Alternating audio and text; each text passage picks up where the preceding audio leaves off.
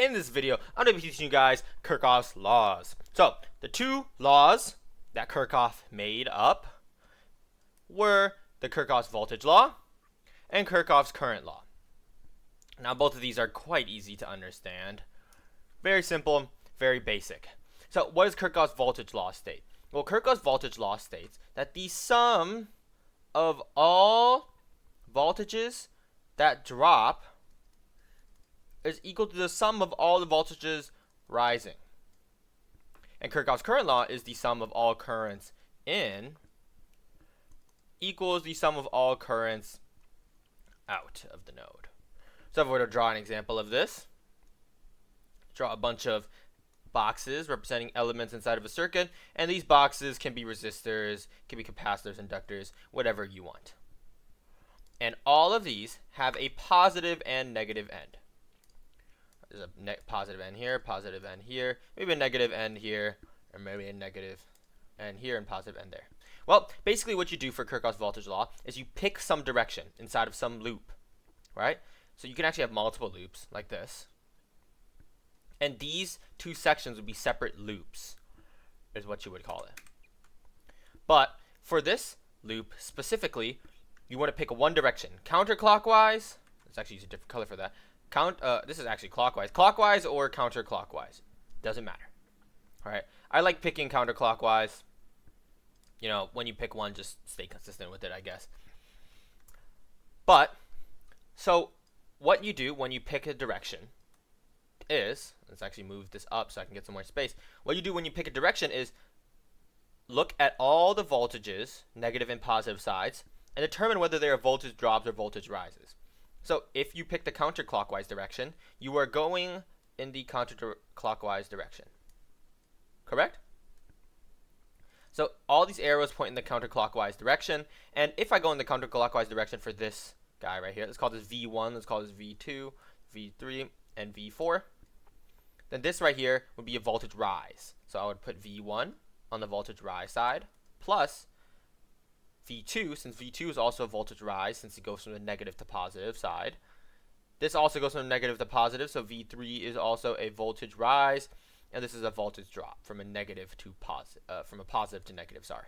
So V4 is the voltage drop, and basically these must be equivalent. So if this was 5 volts, if this was negative 10 volts, this was 3 volts right here, right? Let's go ahead and find V4. So all we need to do is add V1, V2, and V3 together. 5 minus 10 plus 3 is equal to negative 2 volts. So that means V4 is negative 2 volts. And you can solve for circuits doing this. Very helpful. Now, what about if you have no voltage drops? Well, if these two switched around, if you had no voltage drops, it would simply be equal to 0. So the side would simply be equal to 0 if you had no voltage drops. That's the same for no voltage rises as well. All right.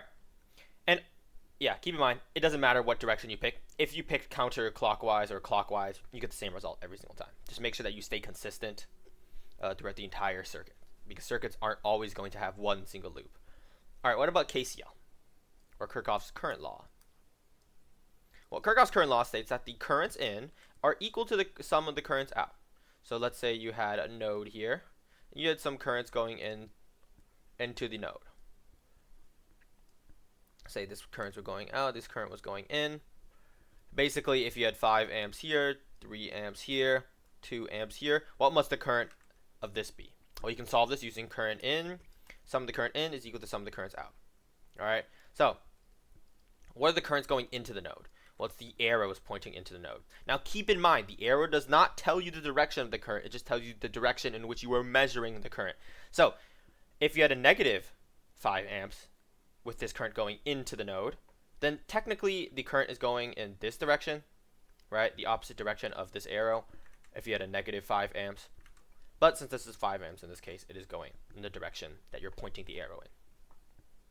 All right, so let's go ahead and add all these. Sum of the currents in. Well, the currents going in are 5 amps, 3 amps, and 2 amps, right? All these arrows are pointing into the node. So 5 plus 2 plus 3, this is equal to 10 amps. right? And there's only one current going out, and that's this one. So that's the leftover current, which is we solve for is 10 amps. Now, what if you use some negative? What if you use some negative currents? So let's say this right here was negative. Say this was negative 6, actually negative 4 amps. How about that? Well, if it was negative 4 amps, either you can do this in two ways. You can flip the arrow, right, and then change this 4 to positive 4, or you can just leave it the same. It really doesn't matter. Both ways work. So let's go ahead and measure all the currents in. All the currents going in are 2 amps, negative 4 amps, and 3 amps. So 2 minus 4 plus 3 is equal to 1. That means this current right here is 1 amp. So what happens if we flip the sign?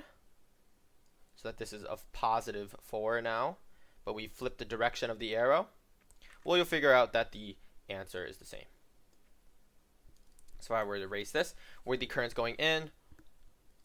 With the currents going in are 2 amps and 3 amps. The currents going out are 1 amp and 4 amps. So 2 plus 3 is equal to 5. 1 plus 4 is equal to 5. This law still holds true. So Kirchhoff's law is very easy. That's it for the video. Thanks for watching.